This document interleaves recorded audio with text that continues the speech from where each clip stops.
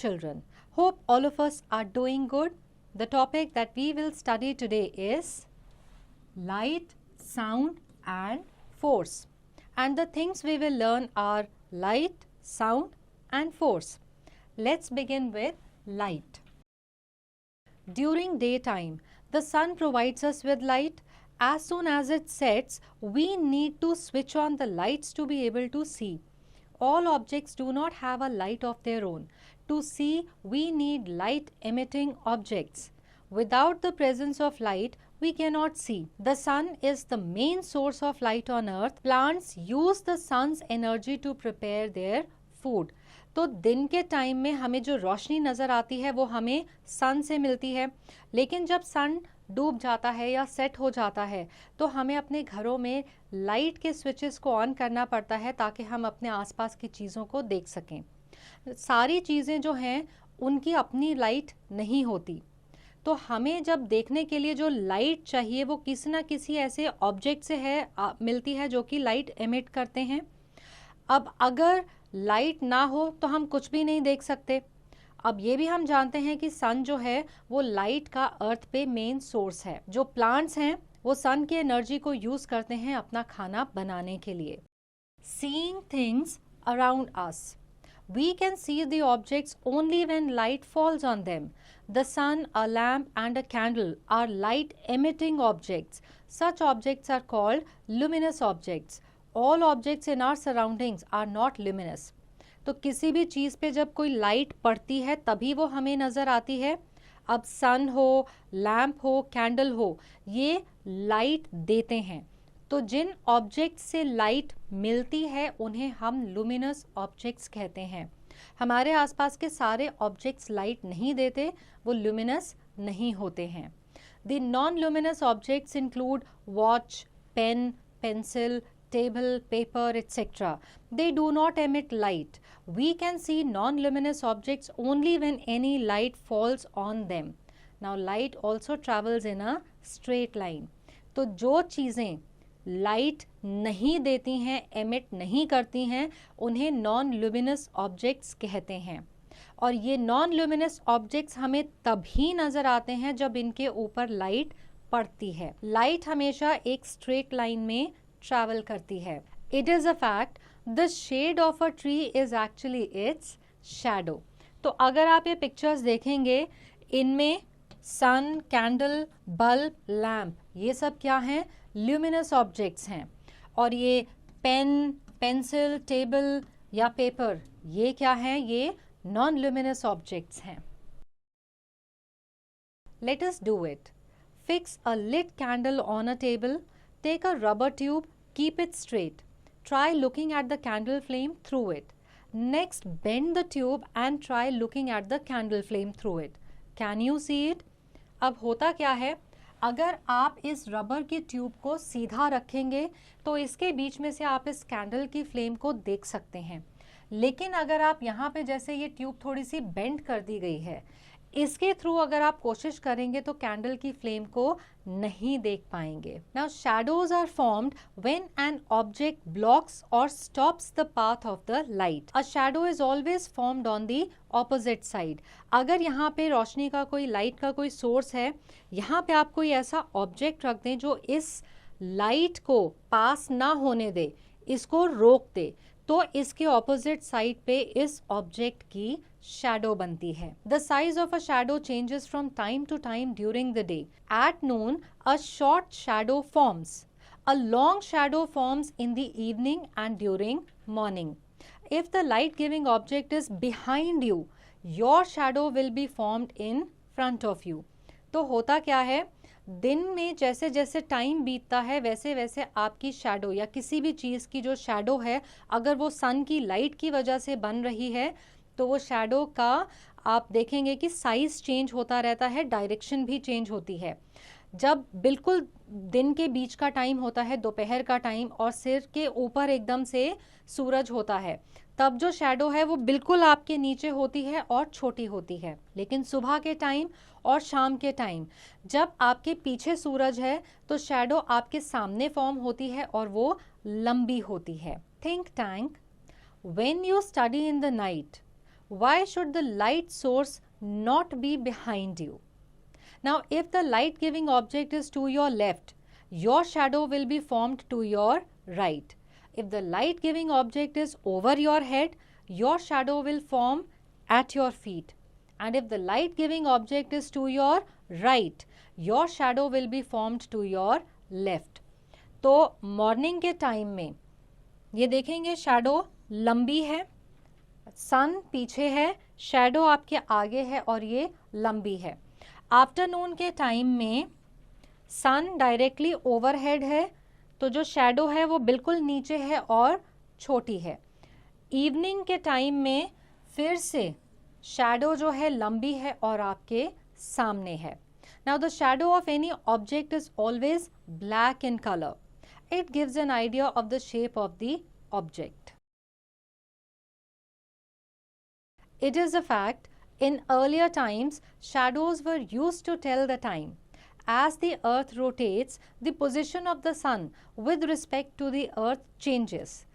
This change in the position changes the size and shape of shadows on earth. Let us do it.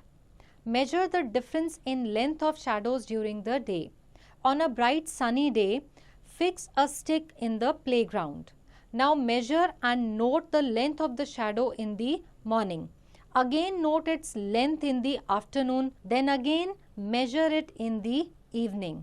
Record your observations. You will observe that the position and the length of the shadow changes throughout the day. Now let us look at sound. When objects vibrate, they produce a sound. Almost everything in our surroundings makes sound.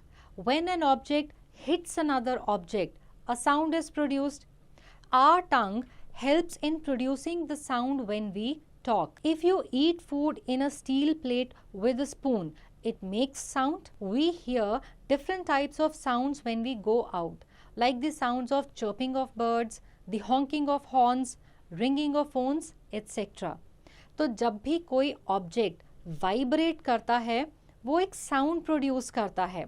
हमारे surroundings में हम बहुत सारी आवाज़ें या sound सुन सकते हैं. अगर एक ऑब्जेक्ट किसी दूसरे को हिट करता है तब भी साउंड प्रोड्यूस होती है. अब हमारी जो जीभ है, जो टंग है, इसकी वजह से साउंड प्रोड्यूस होती है जब भी हम बात करते हैं. आपने खाना खाते टाइम देखा होगा, अगर आपकी स्टील की चम्मच स्टील की प्लेट से लगती है तो भी कुछ ना कुछ साउंड प्रोड्यूस होती है. So it is a fact, decibel और dB is the unit used to measure the sound. Let us do it. Take a metal spoon and strike a metal utensil. A sound will be produced. Now touch the edge of the utensil. You will feel a light shaking movement for a short duration. This is called vibration. तो अगर आप कोई भी बर्तन लेते हैं और उसको किसी चीज़ से टच करते हैं तो एक साउंड तो प्रोड्यूस होती है, लेकिन आप अगर उस बर्तन को हाथ लगाएंगे तो वो इस तरह से हिल रहा होगा. This is called vibration. Now let us look at the types of sounds. We hear different types of sounds every day. Some sounds are soft while some are loud. Some are pleasant, some are unpleasant. सारा दिन हम कितनी सारी आवाज़ें सुनते हैं. कुछ हल्की होती हैं, कुछ बहुत ज़्यादा तेज़ होती हैं, कुछ सुनने में अच्छी लगती हैं, प्लेजेंट लगती हैं, और कुछ हमें लगता है कि शोर है, बंद करो. Now it is a fact, planting trees reduces noise. Some sounds are very annoying. The sound of a drill machine is very loud and unpleasant. Sounds made by firecrackers, thunder, aeroplanes and vehicles are also loud and unpleasant. Such type of unpleasant sound is called noise. If very loud, they could even damage our eardrums. Even music, if played very loud, can damage our ears. Unpleasant sounds around us can disturb us and make us ill, while soft and pleasant sounds make us feel good and cheerful. Therefore, we must speak softly and also play music and television at a low volume. अब जितनी हम आवाज़ें सुनते हैं, जो आवाज़ें बहुत ज़्यादा तेज़ होती हैं वो हमें थोड़ा इरिटेट करती हैं, हमें डिस्टर्ब करती हैं। अब ये फायर क्रैकर्स यानी कि पटाखों की आवाज़ हो सकती है, ड्रिलिंग मशीन की हो सकती है, बादल गरजने की हो सकती है, एरोप्लेन की, या फिर किसी भी व्हीकल की हो सकती है। अब ये जो हमें थोड़ा सा डिस्टर्ब करती हैं ना साउंड्स, ये हमारे कान को डैमेज भी कर सकती हैं अगर बहुत तेज़ आवाज़ हो, या अगर हम बहुत टाइम तक इतनी तेज़ आवाज़ें सुने तो हमारी हेल्थ पे भी असर पड़ता है, हम बीमार भी पड़ सकते हैं। लेकिन जब हम थोड़ी सी सॉफ्ट और प्लेजेंट आवाज़ सुनते हैं तो हमें अच्छा लगता है और खुशी मिलती है। इसलिए बात करते टाइम हमेशा धीरे या सॉफ्टली बात करें। अगर आप टीवी देख रहे हैं या म्यूज़िक सुन रहे हैं तो वो भी धीरे वॉल्यूम पर ही चलाएं और सुनें। Now let us look eight force. A push यानी धक्का देना और अ पुल यानी खींचना applied on a body is called force. तो अगर आप किसी को धक्का देते हैं या कोई चीज़ खींचते हैं तो आप किसी चीज़ पे कोई ना कोई फोर्स अप्लाई कर रहे हैं। By applying force we can do many things. Force helps us to move an object. To stop a moving object we need to apply force. We can change the shape of the object by applying force. तो अगर कोई चीज़ stationery है उस पर आप force apply करके उसको हिला सकते हैं, मूव कर सकते हैं। कोई ऑब्जेक्ट अगर ऑलरेडी मूव कर रहा है तो उस पर फोर्स अप्लाई करके आप उसको रोक सकते हैं। फिर अगर आप किसी ऑब्जेक्ट के ऊपर फोर्स अप्लाई करते हैं तो आप उसकी शेप भी चेंज कर सकते हैं। Friction is a type of force that stops a moving object. When a ball rolls on a ground, it stops after moving a distance even if no external force is applied on it. This happens because the force of friction acts between the surface and the moving object. कई बार क्या होता है, जैसे कुछ चीज़ already role कर रही है ball की तरह, आपने फोर्स अप्लाई नहीं करा लेकिन कुछ दूर पे जाने पे वो बॉल रुक जाती है। ऐसा इसलिए होता है क्योंकि बॉल की सरफेस और जो ज़मीन की सरफेस है उसके बीच में फ्रिक्शन का फोर्स काम करता है, जिसकी वजह से ये मूविंग ऑब्जेक्ट, इस केस में ये बॉल, रुक जाती है। Now let us take a quick recap. Light enables us to see objects. Shadows are formed when an object blocks the path of the light. When an object vibrates, it produces sound. Noise can damage our ears. Force helps us to move an object, to stop a moving object, or to change the shape of an object. Friction is the type of force that stops a moving object. So I hope that this chapter is clear to all, and answering questions based on this chapter will now be easy.